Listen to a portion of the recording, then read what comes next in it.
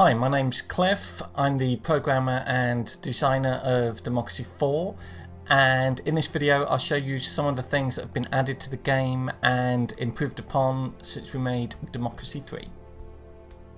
First of all, the user interface has been completely redeveloped using crisp vector graphics and Unicode text. This means the UI scales much better to large and small screens and gives us super crisp text. We've moved the list of voter groups to the left of the screen so that they are now sortable by name, happiness or membership. This new UI means we can size the icons differently depending how important they are to the player, and you can even select from a number of different options to size the icons depending on what you consider important, such as value, influence, popularity or finances.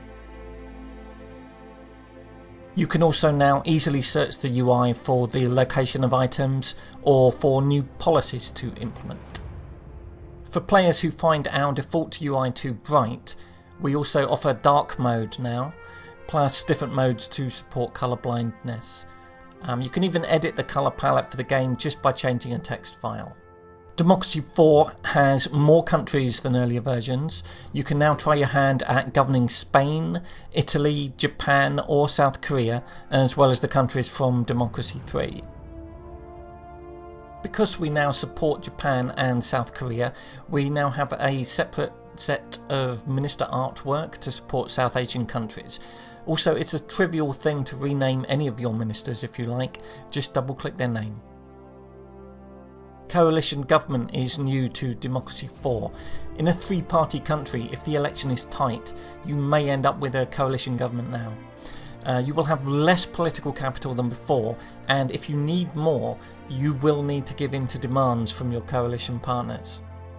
Democracy 4 includes most of the content from the Democracy 3 DLCs, but also includes a whole bunch of new policies, including monetary policies like quantitative easing and helicopter money, financial transaction taxes, gay marriage, gender transition, nuclear fission, refugee policies, prison regimes, tear gas, state religion, nuclear weapons and loads more. We also have a more complex and accurate simulation model that supports more complex equations. Democracy 4 has an improved model for immigration and carbon emissions, and we also model additional data such as stability, business confidence, inflation and bureaucracy.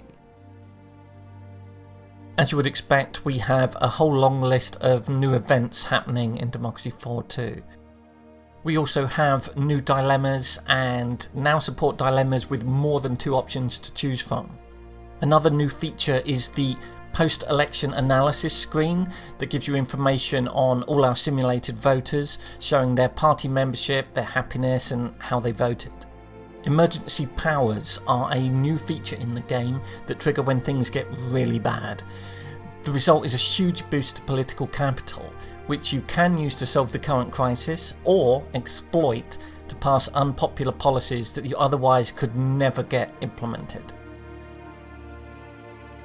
Democracy 4 also includes some country-specific situations, such as the Northwest Passage for Canada, the North Korean threat, the EU monetary policies and Erasmus programme, the UK's royal family, and also more general news situations like excess bureaucracy or fake news. To make it clearer that the average approval of your party is not the same thing as the expected vote count, we now plot those values separately so you can see whether your current support is soft support or if it can be relied upon. Media reports are also new, an occasional reminder that there are real-world implications to your citizens from all the decisions you take while in office. And finally, we also now provide warnings to the player about potential situations that may trigger that you probably want to avoid. Thanks for watching this video, and I really hope you enjoyed Democracy 4. Cheers.